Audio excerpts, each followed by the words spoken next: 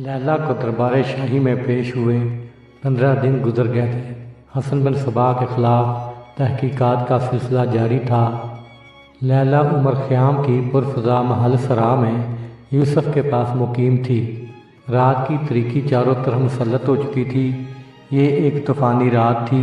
बादल गरज रहे थे, बिजली चमक रही थी और बारिश का सैलाब इस बला का था कि ये मालूम होता था जैसे वह अपने साथ सारी दुनिया को बहा ले जाना चाहता है। तूफ़ान बराबर बढ़ता चला जा रहा था, यहाँ तक कि तूफ़ान ने नहायत ही खौफनाक सूरत अख्तियार कर ली। लैला ने यूसुफ से कहा, मुझे इस तूफ़ान से खौफ मालूम हो रहा है। अचानक यूसुफ और लैला किसी के कदमों की आहट से चौंके। बाहर हौलनाक तारीकी थी, इन्हें कुछ भी दिखाई न दिया। बिजली दोबारा चमकी।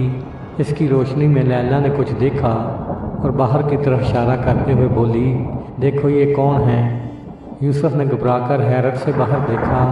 खौफनाक तारीकी फिर छा गई, इसे कुछ नज़र न आया। यूसुफ ने फिर मुतहय्यर होकर बाहर नज़र दौड़ाई। बिजली चमकी। इसने देखा 4-5 आदमी बारिश में भागते हुए इसकी तरफ आ रहे हैं। यूसुफ अभी संभलने भी ना पाया था कि एक कवि हैकल शख्स ने इसे ज़मीन पर गिरा दिया। इसके हाथ पैर बांध दिए गए। कपड़ा मुंह में इस तरह ठूंस दिया गया था कि इसके लिए सांस लेना भी दुश्वार था। आने बाद में लैला के मुंह के अंदर भी कपड़ा ठूंस कर बांध दिया गया और 2 आदमी लैला को लेकर गायब हो गए। हसन बिन सबा पानी से शराबूर अब 2 आदमियों के साथ कमरा में था। इसने मुस्कुराकर यूसुफ से कहा, मुझे अफसोस है कि मैं तुम्हारे साथ ये सलूक करने पर मजबूर हो गया, लेकिन मुझे उम्मीद है कि तुम्हें कुछ ज़्यादा तकलीफ़ नहीं हुई होगी। अगर मैं चाहूँ तो तुमको इसी वक्त कत्ल करा सकता हूँ, लेकिन मैं तुम्हारी जान लेना नहीं चाहता। अब मैं कला अल मौत जा रहा हूँ ताकि कला को मुस्तहकम करके सलजोकी कुत्ते और तुसी चूहे को बताऊँ कि हसन बिन सबा से छेड़छाड़ मजाक नहीं है। अगर तुम चाहो तो लैला को कला अल मौत में मिलने आ सकते हो। हसन बिन सबा के फरार का वाक़या कोई मामूली वाक़या न था।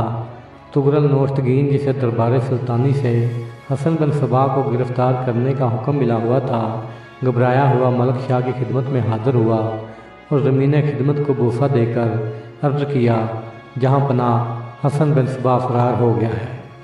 मलक शाह सल्जुकी ने गज़बनाक नज़रों से तुगरल को देखते हुए पूछा, तुम लोग क्या करते रहे हो, कैसे फरार हो गया। तुगरल ने अदब से झुकते हुए जवाब दिया, हजूरे वाला, शदीद तूफ़ान में हसन बिन सबा को भागने का मौका मिल गया और हज़रत वज़ीरुल मुल्क ने अपने दस्ता ख़ास के जो 2 सिपाही इसकी खुफिया निगरानी के लिए तयन किए थे वो भी लापता हैं। मेरे ख्याल में ये दोनों सिपाही दर पर्दा उसी की जमात से तल्लक रखते थे। मलक शाह ने कहर आलूद निगाहों से निज़ामुल मुल्क की तरफ देखकर कहा, हसन बिन सबा के भागने के आप ज़िम्मेदार हैं। मलक शाह की पुरजलाल गुफ्तगू अभी ख़त्म भी ना हुई थी कि हकीम उमर ख़याम यूसुफ को अपने साथ लिए हुए दरबार शाही में पहुँचे।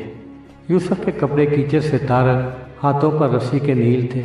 मलक शाह ने घबरा कर पूछा, ये क्या हुआ। यूसुफ की आंखों से आंसू जारी थे, मुंह से बात न निकलती थी। हकीम उमर ख़याम ने कहा, जहाँ पनाह हसन बिन सबा लैला को अगवा करके ले गया है। किस तरह ले गया है आपके मकाम से। शहनशाह आलम, मैं अपने एक दोस्त के घर शादी में गया हुआ था कि तूफ़ान आ गया। मेरी गैर मौजूदगी में तूफ़ान ही के दौरान हसन बिन सबा 4 आदमियों के साथ मेरे मुकाम पर पहुंचा।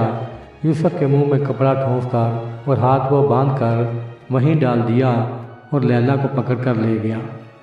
मलक शाह की आंखों से शोले निकलने लगे। शेर की तरह गरज कर बोला, क्या निशापुर में हसन बिन सबा का राज हो गया है। उमराए दरबार हैबत से कांप रहे थे। निज़ामुल मुल्क की तरफ कहर आलूद निगाह से देखकर बोला, ये सब कुछ तुम्हारा किया धरा है। तुमने मफाद सल्तनत को अपनी दोस्ती पर कुर्बान कर दिया। मैं तुमको वजारत से माजूर करता हूँ। मलका तरकान खातून के हाजब ताजुल मुल्क को देख कर कहा, मैं तुमको वज़ीर आज़म मुकर्रर करता हूँ, लेकिन तुम्हारा पहला काम यह है कि हसन बिन सबा को ज़िंदा या मुर्दा मेरे दरबार में हाज़िर करो। सिपा सलार सल्तनत को इसी वक्त हुक्म दो कि वो फ़ौज तैयार करे। حسن بن صبا نے میرے دامن انصاف پر داغ لگایا ہے۔ مجھے اس وقت تک صبر نہ آئے گا جب تک اس کی لاش کو میں اپنی آنکھوں سے خاک و خون میں تڑپتا نہ دیکھ لوں گا۔ جس مظلوم عورت کو حسن بن صبا پکڑ کر لے گیا ہے، اگر وہ قتل کر دی گئی تو خدا کی قسم میں ایک ایک افسر کو شکنجہ عقوبت میں کسوں گا۔ تغرل نوشتگین، تم کھڑے کیا کر رہے ہو؟ میں جانتا ہوں کہ وہ شیطان آسانی سے ہاتھ نہ آئے گا، لیکن تم منتخب سواروں کو لے کر اسی وقت اس کا تعاقب کرو۔